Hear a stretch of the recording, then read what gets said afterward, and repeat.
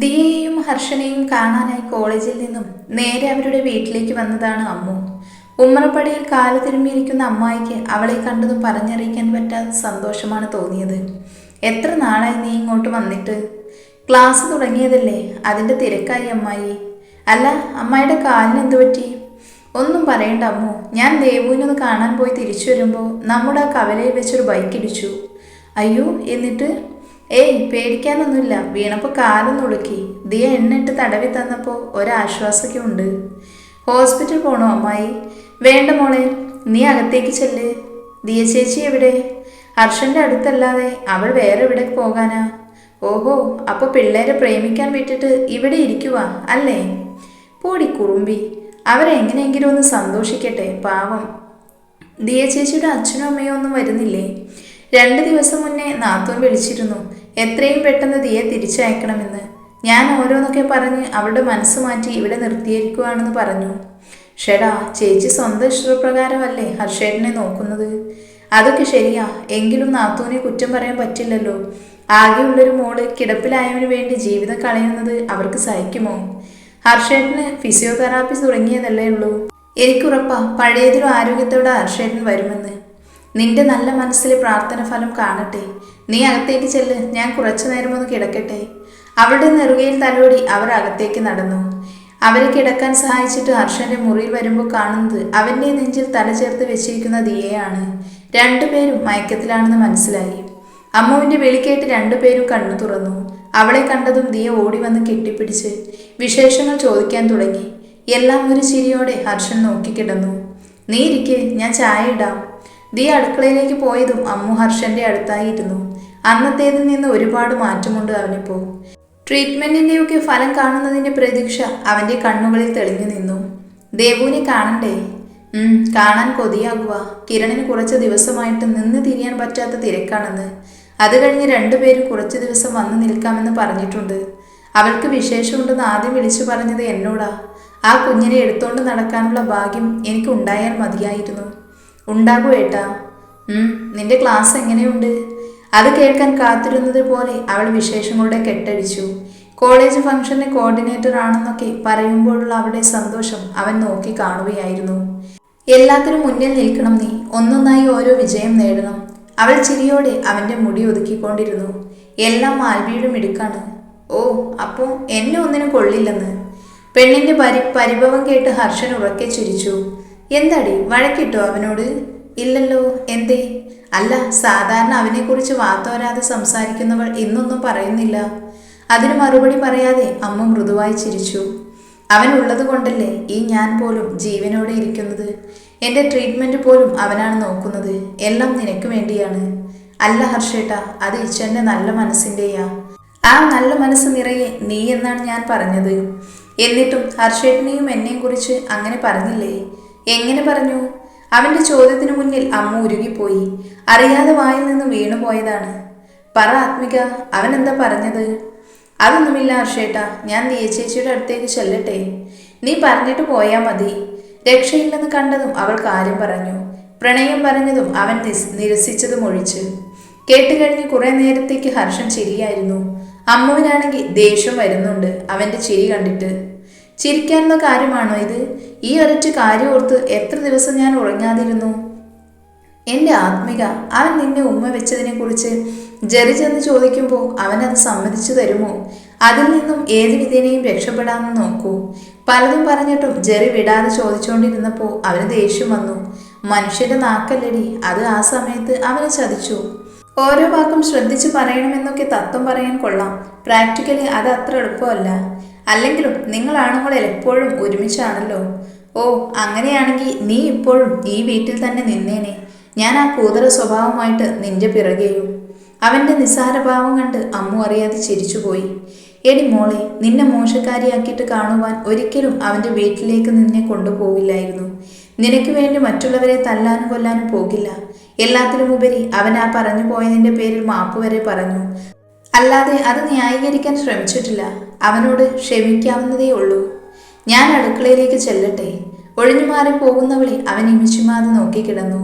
ആൽബിയെ വെറുക്കാൻ ഇവൾക്ക് കഴിയില്ലല്ലോ. ഇവരുടെ പ്രണയമാണ് അവൻ്റെയും. അടുക്കളയിൽ അവൾക്കൂടെ ചായ ഇട്ടുകൊണ്ട് നിൽക്കുന്ന ദിയയെ അമ്മു പിന്നിലൂടെ കെട്ടിപ്പിടിച്ചു. അമ്മുസേ, എന്താടാ? പ്രണയം ഒരു വല്ലാത്ത സംഭവമാണല്ലേ. എന്തേ, ആരെങ്കിലും ഈ മനസ്സിൽ കയറി പറ്റിയോ? ഏയ്, ഞാൻ ചേച്ചിയെ ഉദ്ദേശിച്ചാണ് പറഞ്ഞത്. മനസ്സിലായി. ഹർഷേട്ടനോട് ക്ഷമിച്ചു. വീട്ടുകാരെ പോലും വിട്ട് ഇവിടെ വന്ന് നിൽക്കുന്നു. പ്രാണനായി ഏട്ടനെ സ്നേഹിക്കുന്നു. തിരിച്ചതിലും തീവ്രമായി ആ സ്നേഹം എനിക്ക് കിട്ടുന്നുണ്ടമ്മോ. അതിനിടയിൽ ചേച്ചിയുടെ ജീവിതത്തെക്കുറിച്ച് മറന്നു പോകരുതെന്നോ ഞാൻ പറഞ്ഞുള്ളൂ. എൻ്റെ ജീവിതം ഹർഷേട്ടനാണ്. അതിനപ്പുറം ഇപ്പോൾ മറ്റൊന്നില്ല. അതല്ല ചേച്ചി, ഏട്ടനെയും നോക്കി ഈ വീട്ടിൽ തന്നെ കഴിച്ചുകൂടാനാണോ പ്ലാന്? ഒരു ജോലി വേണ്ടേ? ഞാൻ ശ്രമിക്കുന്നുണ്ട്, പക്ഷെ ഇവിടെ അടുത്ത് തന്നെ കിട്ടണ്ടേ? എങ്കിൽ ഞാനൊന്ന് ശ്രമിച്ചു നോക്കട്ടെ. എങ്ങനെ? അതൊക്കെ ഉണ്ടെന്നേ. ചേച്ചി പെണ്ണ് വാ, നമുക്ക് പോയി നോക്കാം. കോളേജ് സെലിബ്രേഷന്റെ ഒരുക്കങ്ങളൊക്കെ തുടങ്ങിയിരുന്നു. എല്ലാവരും കൂടുതൽ സമയവും പ്രാക്ടീസിന്റെ പുറകെയാണ്. പൂജ പ്രാക്ടീസൊക്കെ വീട്ടിൽ പോയി ചെയ്തോളാമെന്ന് പറഞ്ഞ് അമ്മുവിൻ്റെ കൂടെ ഇരിക്കാൻ വന്നെങ്കിലും അമ്മു അവളെ നിർബന്ധിച്ച് പ്രാക്ടീസ് ഹാളിലേക്ക് പറഞ്ഞു വിട്ടു. അമ്മുവിന് ഒരുപാട് ഡ്യൂട്ടീസ് ചൈതന്യം കൊടുക്കുന്നത് കൊണ്ട് അവൾക്കൊന്ന് ഇരിക്കാൻ പോലും സമയം കിട്ടാറില്ല. ഇങ്ങനെ നിന്ന് ഊറ്റാതടാ. പിള്ളേരുടെ കൂടെ സ്റ്റേജ് ഡെക്കറേറ്റ് ചെയ്യുന്ന അമ്മുവിനെ നോക്കി നിൽക്കുമ്പോഴാണ് പിന്നിൽ നിന്നുള്ള കളിയാക്കൽ ചന്തു കേൾക്കുന്നത്. തിരിഞ്ഞു നോക്കിയപ്പോൾ പ്രതീക്ഷിച്ചതുപോലെ അവന്റെ കൂട്ടുകാരൻ തന്നെ. ഒന്ന് ചമ്മിയെങ്കിലും അത് മുഖത്ത് പ്രകടമാകാതിരിക്കാൻ അവൻ ശ്രമിച്ചു. എന്താടാ, നിന്നോടൊക്കെ ആ പോസ്റ്റർ റെഡിയാക്കാൻ പറഞ്ഞതല്ലേ? ഞങ്ങളുടെ ജോലി ഞങ്ങൾ കൃത്യമായി ചെയ്യുന്നുണ്ട്. നീയാണ് വേറെ ജോലി തുടങ്ങിയത്. അത് മോൻ മറക്കണ്ട. വേറെ ജോലിയോ? ദേ, അങ്ങോട്ടുള്ള വായ്നോട്ടം കുറച്ച് ദിവസമായി ഞങ്ങളിത് കാണുന്നുണ്ട്. പിടിക്കപ്പെട്ടെന്ന് മനസ്സിലായതും ചന്തു കള്ളച്ചിരിയോടെ അമ്മുവിനെ നോക്കി നിന്നു. എന്താ ഉദ്ദേശം? അന്ന് റാഗ് ചെയ്യാൻ പറ്റാത്തതിന്റെ പ്രതികാരമോ അതോ ടൈം പാസോ? രണ്ടാണെങ്കിലും ആ ഇച്ഛായന്റെ അടികൊള്ളാൻ ഞങ്ങളില്ല. അത് രണ്ടുമല്ല, ആത്മാർത്ഥമായിട്ടാണ്.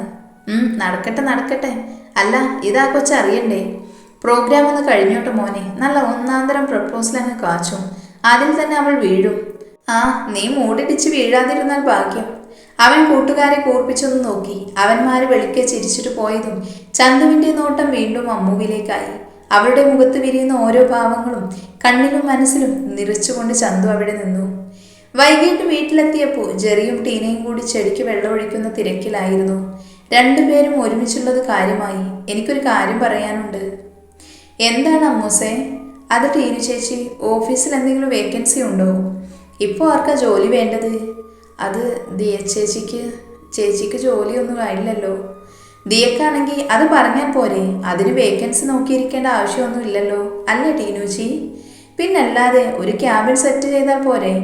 അത് കേട്ടതും അമ്മുവിന് വല്ലാത്ത സന്തോഷം തോന്നി. ഇത്ര പെട്ടെന്ന് ദിയയുടെ ജോലി ശരിയാകുമെന്ന് അവൾ കരുതിയില്ല. എന്നാൽ ആ സന്തോഷം ഒറ്റ ഫോൺ കോളിൽ തന്നെ ഇല്ലാതാവുകയും ചെയ്തു. അമ്മു ആകെ ഡെസ്പായി. ആരാ അമ്മു വിളിച്ചത്?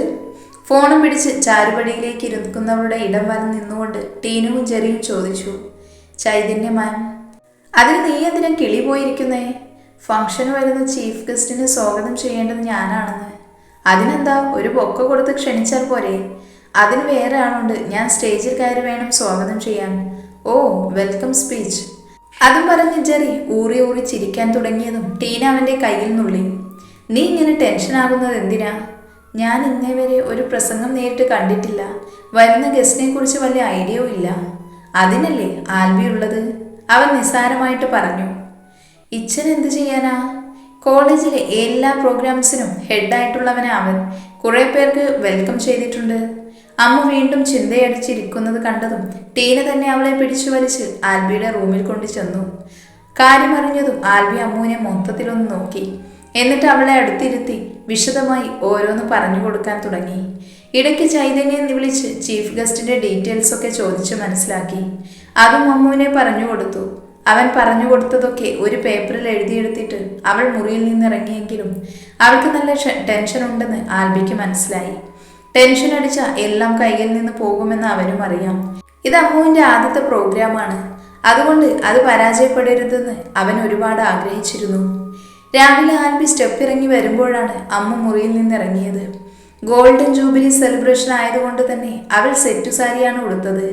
തലയിലെ മുല്ലപ്പൂവും കൺവെഷിട്ട കണ്ണുകളും ആ കുഞ്ഞു പൊട്ടും അതിനു മുകളിലായി ചാർത്തിയ ചന്ദനക്കുറിയും ജിമിക്കി കമ്മലും എല്ലാം അവളുടെ ഭംഗി കൂട്ടിയിരുന്നു. ഈ നോട്ടത്തിന്റെ അർത്ഥം എന്താ ഇച്ചായ? പുറകിൽ നിന്നും ജെറിയുടെ ശബ്ദമാണ് ആൽബിയുടെ നോട്ടം മാറ്റിയത്. ഒരു നിമിഷം അവനൊന്ന് പതറി. ഏതു നോട്ടം? അന്നൊരിക്കെ നമ്മൾ എല്ലാവരും അമ്പലത്തിൽ പോയ ദിവസം ഇച്ചായൻ ഇതുപോലെ നോക്കി നിന്നിട്ടുണ്ട് അവളെ. അത് ഞാനിപ്പോൾ ഓർക്കുന്നു. സാരി എടുത്തു വന്ന നോക്കിപ്പോകും. അതിലിപ്പോൾ എന്താ തെറ്റ്? ഒരു തെറ്റുമില്ല. പക്ഷേ ഇതുപോലെ ടീനു ചേച്ചിയെ നോക്കിയിരുന്നിട്ടില്ലല്ലോ. അവളെ ഞാൻ നോക്കുന്നുണ്ടോ ഇല്ലയോ എന്ന് നിനക്ക് എങ്ങനെ അറിയാം? ചുമ്മാ ഓരോന്ന് പറഞ്ഞുകൊണ്ട് നിൽക്കാതെ എൻ്റെ മോൻ ഓഫീസിലേക്ക് പോകാൻ നോക്ക്. ഇന്ന് കോൺഫറൻസ് ഉള്ളതല്ലേ? അമ്മുവിനെ മറികടന്ന് ആൽബി പോയതും എന്തിനോ അമ്മുവിൻ്റെ കണ്ണൊന്ന് നിറഞ്ഞു. ആകെ ടെൻഷനായിട്ടാണ് ഇന്ന് കോളേജിലേക്ക് പോകുന്നത്. ഒരു വാക്കെങ്കിലും ആൽബി സംസാരിച്ചിരുന്നെങ്കിൽ എന്നവൾ ആഗ്രഹിച്ചിരുന്നു. ഫംഗ്ഷൻ തുടങ്ങാറായതും റെഡിയായി നിൽക്കാൻ ചൈതന്യ വന്ന് പറഞ്ഞു. അമ്മുവിന് കയ്യും കാലും വിറയ്ക്കാൻ തുടങ്ങി. തൻ്റെ ഭാഗത്തു നിന്ന് എന്തെങ്കിലും തെറ്റുവന്ന അത് ഈ പ്രോഗ്രാമിനെ മൊത്തത്തിൽ ബാധിക്കും. അവൾ ശ്വാസം ആഞ്ഞു വലിച്ചു. ആൽബി പറഞ്ഞു കൊടുത്തതൊക്കെ എഴുതി വെച്ച പേപ്പർ എടുക്കാനായി അവൾ ബാഗിൽ തപ്പിയപ്പോഴാണ് എന്തോ ഒന്ന് അവളുടെ കയ്യിൽ തടഞ്ഞത്. പേപ്പറിനൊപ്പം തന്നെ കയ്യിലേക്ക് വന്ന ആ പൊൻകുരിശ് അമ്മു അത്ഭുതത്തോടെ നോക്കി. ഇച്ചന്റെ മാലയിൽ കൊരുത്തിട്ടിരിക്കുന്ന പൊൻകുരിശാണിത്. പക്ഷേ അതെങ്ങനെ തൻ്റെ ബാഗിൽ? ചിന്തിച്ചുകൊണ്ട് നിൽക്കുമ്പോൾ തന്നെ ചൈതന്യ അവളെ വന്ന് വിളിച്ചു. ഇപ്പോൾ അവൾക്ക് പേടിയില്ല, ടെൻഷനില്ല. എവിടെ നിന്നോ ഒരു ധൈര്യം വന്നതുപോലെ. പേപ്പർ തിരികെ ബാഗിലേക്ക് വെച്ചുകൊണ്ട് അവൾ സ്റ്റേജിലേക്ക് ചെന്നു. ആത്മവിശ്വാസത്തോടെ തന്നെ അവൾ വേദിയിലും സദസ്സിലും ഇരിക്കുന്നവരെ സ്വാഗതം ചെയ്തു. സ്റ്റേജിലുള്ള ഓരോരുത്തരെ കുറിച്ചും അവൾ സംസാരിച്ചു. അവസാനം ചീഫ് ഗസ്റ്റിനെയും ക്ഷണിച്ച് അവൾ നൽകിയ ജോലി ഭംഗിയായി പൂർത്തിയാക്കി. സ്റ്റേജിന്റെ പിന്നിലുള്ള ഡ്രസ്സിംഗ് റൂമിൽ ചെന്ന് നിൽക്കുമ്പോഴും ആ പൊൻകുരിശ് അവളെ മുറുക്കെ പിടിച്ചിരുന്നു. പെട്ടെന്നാണ് അവൾ ഓർത്തത്, അന്ന് ലൈസൻസ് എടുക്കാൻ പോയപ്പോഴും തന്റെ ധൈര്യത്തിനായി ഇച്ചനെ ഈ പൊൻകുരിശ് ഊരി തന്നിരുന്നു. അന്നാണ് ഇച്ചന് ആക്സിഡന്റ് പറ്റിയത്. അതോർത്തതും അവൾക്ക് വല്ലാത്ത ടെൻഷനായി. ഇന്നും അതുപോലെ തന്നെ തനിക്ക് വേണ്ടി ഈ പൊൻകുരിശ്. അവൾക്ക് വല്ലാത്ത പേടി തോന്നി. പെട്ടെന്ന് തന്നെ ഫോണെടുത്ത് ആൽബിയെ വിളിച്ചു. പക്ഷേ അവൻ എടുത്തില്ല. കുറെ തവണ വിളിച്ചിട്ടും എടുക്കാതായപ്പോൾ അവൾ അമ്മച്ചിയെ വിളിച്ചു. അപ്പോഴാണ് ആൽബി പുറത്തേക്ക് പോയെന്ന് അറിയുന്നത്. അതോടെ അമ്മുവിന് ശരീരം തളരുന്നത് പോലെ തോന്നി. വീണ്ടും അവൾ വിളിച്ചുകൊണ്ടിരുന്നു. ആ ശബ്ദമൊന്ന് കേൾക്കാനായി, ആ നിശ്വാസമൊന്ന് അറിയാനായി.